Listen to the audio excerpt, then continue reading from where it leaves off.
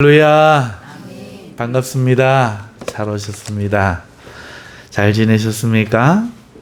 오늘 바울과 로마로 가보자 라는 제목으로 사도행전 28장 11절에서 16절 말씀 가지고 하나님 말씀 증언하려고 합니다. 이 말씀 가운데 큰 은혜 되시고 마음의 힘과 용기와 담력이 생기시는 은혜의 시간 되시기를 주님의 이름으로 축원합니다.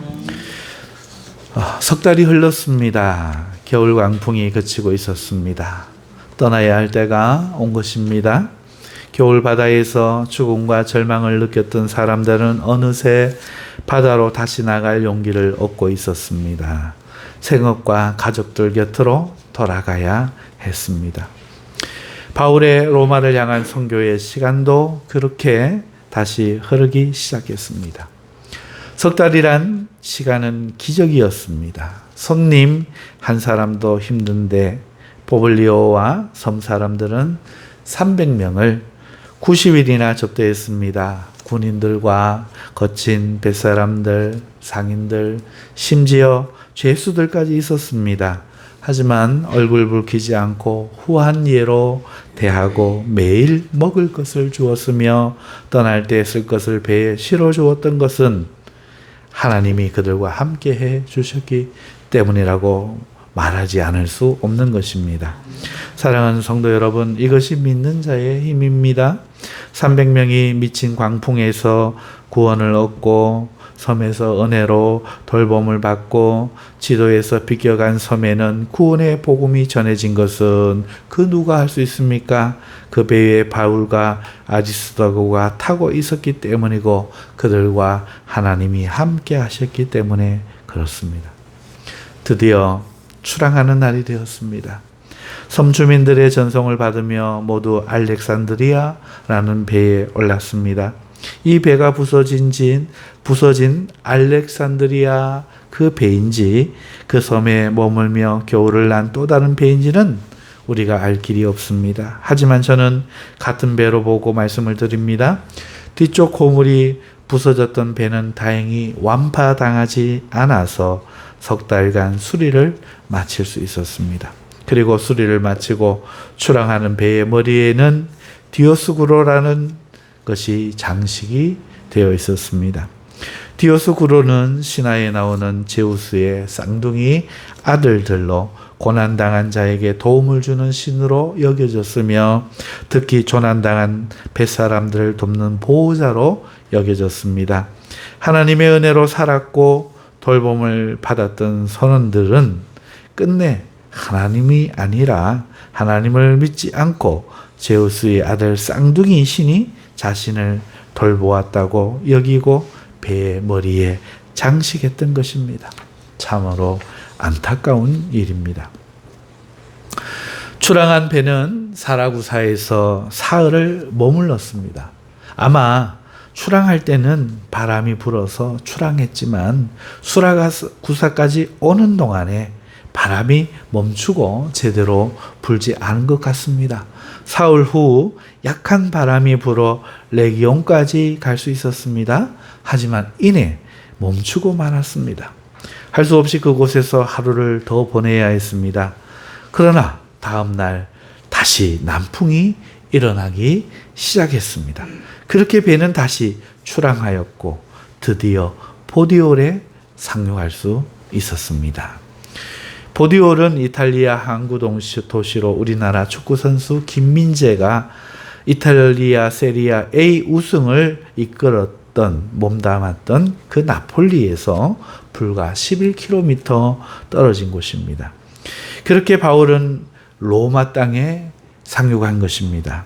그리스에서 기근에 처한 예루살렘을 위해 헌금을 모아서 모두가 말리는 예루살렘에 목숨을 걸고 가고 유대인의 그 살해와 고발로 갖은 고난과 2년여의 긴 시간을 유대에서 보낸 후 로마도 보아야 하리라 하신 주님의 말씀에 가이사 황제에게 항소하여서 이탈리아로 향한 이 바울의 여정은 파선의 위험을 만나 난파하고 기적으로 멜리데 섬에 구출되어 은혜의 3개월을 경험한 후에 비로소 로마 땅에 도착한 것이지요.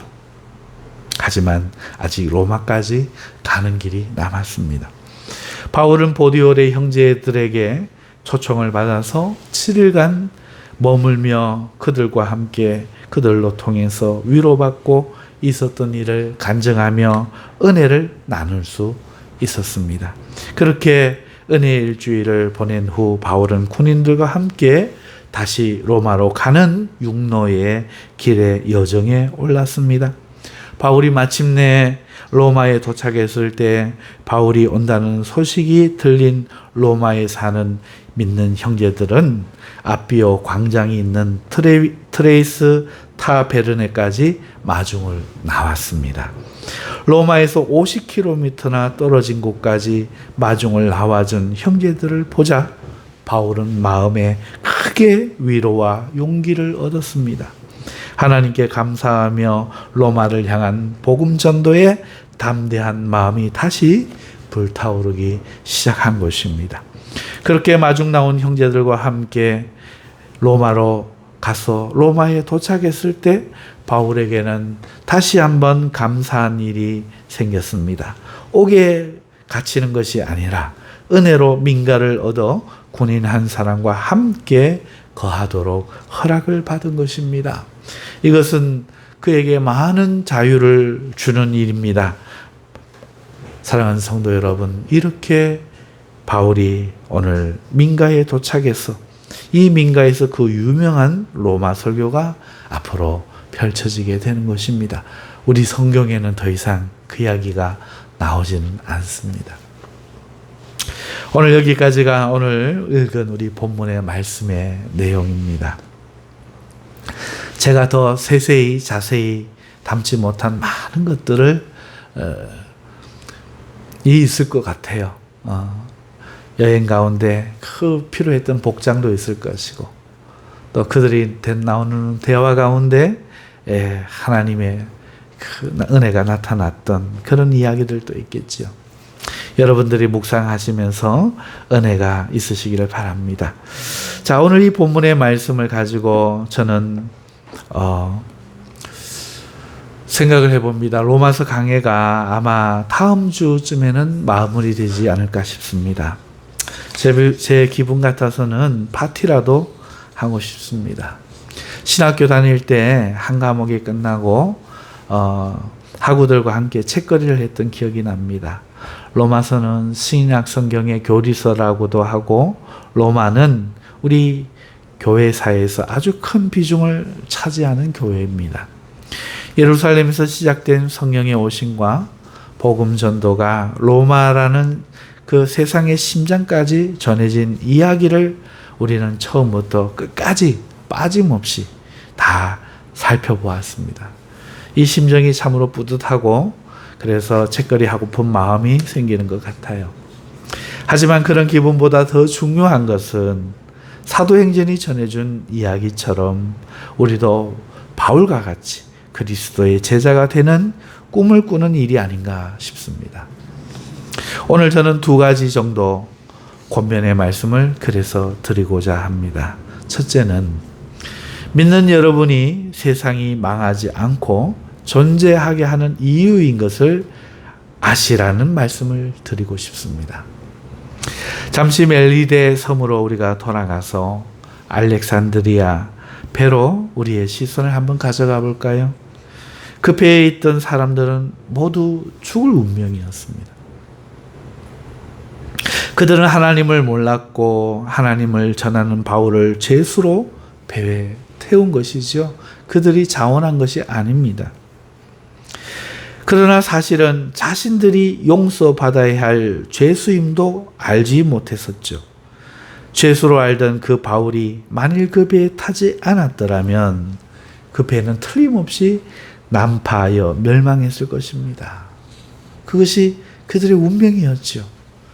그 배는 그렇게 여행하도록 바울이 타서 특별히 간 게 아니라 그렇게 가도록 예정되어 있었기 때문에 그렇습니다. 바울이 없었다면 어떻게 됐을까요? 지금도 마찬가지입니다. 세상은 착각을 합니다. 예수 믿는 사람들을 죄인처럼 대하는 것이죠. 자신들이 중심이고 자신들의 세상에 예수 믿는 사람들이 불화를 일으키고 문제를 만드는 존재로 세상 사람들은 착각합니다. 그래서 자신들이 예수님 믿는 사람들을 죄수처럼 잘 감시하고 관리해야 한다고 믿습니다. 자신들이 맞을 심판의 운명에서 예수 믿는 사람들 때문에 보존되는 줄 꿈에도 생각하지 못하지요. 소돔과 고모라를 아실 줄 믿습니다. 그곳은 죄악이 관영한 곳이었죠. 우상 숭배도 많았지만 특히 그곳의 가장 큰 죄는 음란이었습니다. 하나님의 천사가 롯의 집에 갔을 때 사람들이 노소를 막론하고 원근에서 다 모여 그 집을 에워싸고 내게 온 사람들을 이끌어내라 하면서 우리가 그들을 상관하리라 하였다고 성경이 말하고 있습니다. 이때 상관하겠다고 하는 것은 성관계하겠다는 뜻입니다. 천사들은 성이 없지만 남성입니다. 예수님이 부활할 때도 청년이라 천사를 성경은 기록하고 있고 성경 어디에도 천사를 여자나 그녀라고 호칭하지 않습니다. 그러니 소돔성에 간 천사도 분명 남성으로 보였을 것입니다. 그런데 노소가 몰려와 하겠다는 것은 동성애를 하겠다는 것이지요. 소돔이 얼마나 성적으로 타락하고 동성애가 심각한지 강간까지도 서슴지 않는 이런 모습을 지금 성경이 보여주고 있는 것입니다. 롯이 자신의 두 딸을 주겠다 하여도 막무가내인 것이죠. 그 소돔이 바로 심판받지 않았던 것은 그곳에 하나님을 믿는 롯이 살고 있었기 때문입니다. 그곳에 만일 의인 10사람만 있었어도 멸망이 없었을 것이죠. 겨우 2사람 롯과 그 자녀들이 있어서 하나님은 그들을 빼어내고 그 소돔과 고모라를 심판할 수밖에 없었습니다. 사랑하는 성도 여러분, 지금 이 대한민국이 성적으로 타락하고 있습니다. 동성애가 심각합니다. 성적 문화는 말할 것도 없죠. 이 보수적인 도시 대구에 해마다 동성애 축제가 동성로라는 이름 하나 때문에 동성로에서 행해지고 있습니다. 얼마 전에는 중학생 소년이 몇 시간을 지나가던 아주머니를 납치하여서 강간하고 사진을 찍고 위협했던 사건이 벌어졌죠. 또 얼마 전에는 자신을 감독하던 자습 시간에 여선생님 텀블러에 못된 짓을 한 것이 뉴스에 보도되기도 했습니다. 정말 노소가 할 것 없이 오늘 이 땅이 음란으로 더럽혀지고 있습니다. 소돔같이 지금 이 나라가 하나님 진노 앞에 있는 것입니다. 이 나라가 왜 보존되고 아직까지 그래도 보존되느냐? 그것은 이 나라를 지키는 경건한 그리스도인들 때문에 그렇습니다. 믿는 사람이 있어서 하나님이 이 땅을 아직 보존하고 계신 것이지요. 하지만 세상은 이것을 모릅니다. 세상은 성적으로 경건을 지키고자 하는 교회를 이상하게 봅니다. 눈의 가시처럼 여깁니다. 법을 만들어 동성애를 죄라고 가르치지 못하게 하고 있는 것입니다. 이때 만일 그 배의 바울처럼 이 나라에 경건한 믿는 자가 없다면 이 나라가 멸망하는 것은 불보듯 분명한데 세상은 그것을 모르는 것이지요. 온 세상이 이를 몰라도 믿는 여러분은 이것을 아시기를 부탁드립니다. 여러분은 이 세상을 죄악 가운데 보존케 하는 이유인 것입니다. 그러니 믿는 우리가 경건하게 살아야 합니다. 성적으로 경건하며 물질이라는 우상숭배에 빠지지 말아야 합니다. 우리가 있어 이 땅을 지킨다는 사명감을 가지고 교회가 거룩하도록 가르치고 힘써야 할 줄을 믿습니다. 이것이 첫 번째 드리고 싶은 권면입니다. 둘째 드리고 싶은 권면은 결과에 실망하지 말아야 한다는 것입니다. 알렉산드리아 배에 탔던 사람들은 바울을 통해 풍랑의 위협을 출항하기 전에 들었습니다. 고집을 피워 출항의 풍랑을 맞았습니다. 그 위기에서 섬에 걸릴 것이라는 예언의 말씀을 또다시 들었습니다. 실제로 그렇게 되어서 구원을 받았으며 바울이 기도로 섬 주민들을 고치는 것도 보았고 독사에 물리고도 목숨을 잃지 않는 기적을 두 눈으로 보았습니다. 심지어 바울 때문에 하나님의 은혜를 입어 석 달간 그 섬에서 잘 지낼 수 있었습니다. 누가 있어 하나님의 역사를 이보다 생생히 체험할 수 있겠습니까? 하지만 섬을 떠날 때 그 알렉산드리아 배머리에 장식된 것은 하나님이 아니라, 하나님의 말씀이 아니라 디오스구로였습니다. 그들은 끝내 디오스구로가 자신을 구원하였다고 하며 눈앞에서 생생하게 자신들을 구하신 하나님을 부인하고 한 번도 본 적이 없고 풍랑 가운데 한 번 나타난 적도 없는 디오스구로라는 만든 신을 배에 만들어 붙이며 기념하고 있는 것입니다. 이러한 모습을 보면 복음을 전하다가 낭망하기가 쉽습니다. 우리나라를 보십시오. 여러분 학교 다닐 때 간단한 역사를 우리가 공부한 줄 믿습니다. 5,000년 역사라고 하지만 단군 신화를 믿으며 고미 여자가 되어 이 민족이 하게 되었다고 믿는 사람들입니다. 디오스구로와 다르지 않습니다. 고려장이라는 고려의 그 척박한 역사가 신분제의 조선과 보릿고개가 말해주는 것이 무엇입니까? 역사 속에서 사는 것이 얼마나 힘들었다는 것을 말해주는 겁니다. 그렇게 일부 기득권들만 좋았던 비참한 이 땅에 기독교가 전해지고 신분제가 폐지되고 믿는 사람들에 의해 독립운동과 또 이 정부가 세워지고 선교사들에 의해 학교와 병원이 세워져 문맹을 지우고 이토록 나라가 발전하였습니다. 하나님 때문에 새 시대를 만든 역사가 분명하게 있었는데도 불구하고 이 땅의 사람들은 다시 이 뱃머리에 단군 신화와 기독교를 말살하는 공산주의를 붙이고자 하는 것입니다. 이렇게 자유로운 남녀에 대한 인식의 철폐, 그리고 평등한 신분으로 기회를 얻는 세상의 기회, 이것은 바로 성경의 가르침을 가져온 하나님의 은혜였는데 오늘 우리가 잊고 있습니다. 세계 2차 세계대전으로 말미암아 세상은 공산주의와 자유진영의 민주주의의 진영의 싸움으로 나누어졌고, 여러분 그 전쟁의 가운데서 자유를 얻었는 많은 나라들이 있지만 90%가 사라지고 단 한 군데 자유를 얻은 나라가 바로 대한민국, 그것도 남쪽 반입니다. 이것이 어떻게 우리의 노력이라고 할 수 있겠습니까? 하나님이 이승만 대통령을 세우시고 믿는 자들의 기도를 통해서 이 대한민국 반틈의 땅에 이 민주주의를 허락해 주셔서 우리가 여기까지 왔습니다.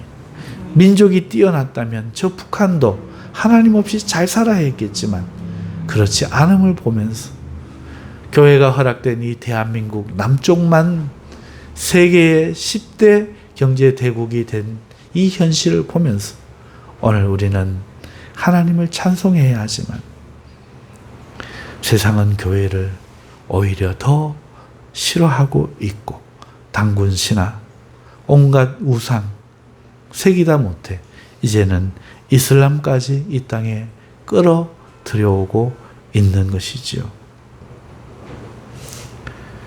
이런 것을 볼 때 그 디아스고로를 뱃머리에 붙인 그 사람들을 보는 바울처럼 아무리 전해도 안 되는구나. 어떻게 저렇게 체험하고도 믿지 않는가. 복음을 전하고자 하는 마음이 상심하기가 참 쉬운 것이죠. 오늘 우리가 그러한 마음을 느낍니다. 오늘 우리는 이런 모습을 총선의 결과를 통해서 보았지 않습니까? 코로나 때 교회를 대하는 세상을 통해서 보았지 않습니까? 낙심하기가 참 좋고 해도 안 되는구나, 봐도 모르는구나, 전도할 용기를 잃기가 참 좋습니다. 그것뿐만이 아니죠. 교회 안에 보십시오. 주일이 되어도 기뻐하지 않는 성도들, 조는 성도들, 시험 드는 성도들, 싸우는 성도들 보면은 참으로 사람이 하나님을 믿는다는 거, 하나님을 믿어서 기뻐하며 변화하여 성령으로 충만하게 산다는 것이 얼마나 어려운 일인지 남이 아니라 자기 자신을 보아도 참 우리는 알게 되는 것입니다. 그러면 나도 이런데 뭘 남한테 복음을 전해? 저 사람은 지금 죽어가고 있는데 내가 제대로 못 믿는 내 모습 보고 실망하고, 전에도 안 되는 사람 보고 실망하고, 체험하고도 믿음을 갖지 못하는 사람들을 보고 낙심하여 오늘 우리는 자칫 잘못하면 복음을 전하지 못하는 패닉에 빠지기가 쉽다는 것입니다. 그러므로 사랑하는 성도 여러분, 그런 것을 보고 우리가 낙심하면 안 된다, 실망하면 안 된다, 이 말씀을 간절히 드리는 바입니다. 사랑하는 성도 여러분, 오늘 이 배의 선원들은 하나님을 믿지 않았지만 멜리데의 섬에 있었던 사람들은 구원받았지 않습니까? 하나님은 지금도 구원받을 자를 구원하고 계신 겁니다. 그것처럼 오늘 우리로 인해 구원받는 자들이 반드시 있다는 겁니다. 이 땅에는 하나님의 택하신 백성이 반드시 있습니다. 그러므로 실망하지 마십시오. 무엇보다도 여러분들이 실망하지 말고 기뻐해야 될 이유는 그 믿기 어려운 예수를 여러분과 제가 믿는다는 것입니다. 이것을 생각하십시오. 그렇게 체험이 많고 두 눈으로 목격한 이들도 믿지 않는 그것을 멜리데의 섬의 주민들이 조그마한 체험을 가지고 그들이 믿었던 것처럼 오늘 우리가 작은 것을 가지고 믿는다는 겁니다. 멜리데 섬 주민이 부정적으로 생각하려면 얼마든지 할 수 있었습니다. 독사에 물리고 살았다? 기도했더니 병이 나왔다? 뭐 그럴 수 있지. 그러면 애초에 왜 죄인이 되었대? 왜 풍랑을 만나 난파했대? 우연이겠지. 얼마든지 못된 생각하고 부정할 수 있습니다. 하지만 그들은 그러지 않았습니다. 독사에 물리고 사는 것을 보면서, 기도하고 병이 낫는 것을 보면서 그들은 믿었습니다. 90일이나 예우하며 대접한 것처럼 오늘 우리도 본 것은 적어도 체험한 것은 별로 없어도 의심되는 바가 분명히 오늘 우리 삶에 있음에도 믿기 위해 많은 손실을 보고 긴 시간 고생하면서 오늘 우리가 예수님을 믿고 있습니다. 이것이 기적입니다. 이것이 우리가 기뻐해야 되는 이유입니다. 어떤 대단한 체험을 했다고 오늘 우리가 이렇게 시간과 물질과 땀과 수고와 봉사를 들여 주님을 믿고 있는 것입니다. 여러분, 무엇보다도 기뻐할 것은 우리 자신이 예수님을 믿는 이유 때문인 것입니다. 사랑하는 성도 여러분, 우리도 힘들게 믿고 있는데 많은 것을 경험한 사람들이 다시 믿음 없음에 빠지는 것을 보면 낭망하기가 쉽지요. 하지만 낭망하지 마십시오. 끝까지 믿음을 붙드십시오. 잘 믿는 자가 넘어지고 실수하는 모습 보고 시험에 들 것이 아니라 오늘 복음을 전해도 받아들이지 않는 자들을 보면서 전도를 포기할 것이 아니라 구원받을 자는 구원받을 것을 믿고 기뻐하십시오. 무엇보다도 자신이 믿는 자임을 기뻐하십시오. 이것이 두 번째 드리고 싶은 권면입니다. 말씀을 맺습니다. 사랑하는 성도 여러분, 우리는 사도행전의 이야기를 통해 우리 믿음의 이야기를 꿈꿔야 하는 줄 믿습니다. 사도행전을 통해 우리가 살아가는 이 시대를 보는 눈을 가져야 할 줄 믿습니다. 이 시대를 어떻게 살아가야 하는지 발견해야 할 줄 믿습니다. 바울의 하나님은 지금도 우리의 살아계신 하나님이십니다. 비록 죄수처럼 보이지만 오늘 우리를 통해 이 땅이 복을 받고 있음을 보실 수 있기를 바랍니다. 때로 우리를 통해 나타난 역사와 수고가 결실로 이어지지 않을지라도 우리를 통한 하나님의 시계는 오차없이 움직이고 있음을 믿으시기를 부탁드립니다. 우리도 바울처럼 이 시대의 로마로 힘차게 가십시다. 용기를 내시고 말씀에 위로받으시고 새 힘을 내시는 주일 되시기를 주님의 이름으로 축원합니다. 기도하겠습니다. 거룩하신 하나님 아버지 감사합니다. 바울의 여정을 보면서 희망과 용기를 발견한다는 것은 우리에게 믿음이 있다는 증거입니다. 거룩하신 하나님, 이 말씀이 우리의 심령에 깊은 은혜가 되게 하시고 생명의 능력으로 나타나게 하여 주시옵소서. 예수님의 이름으로 기도하옵나이다. 아멘.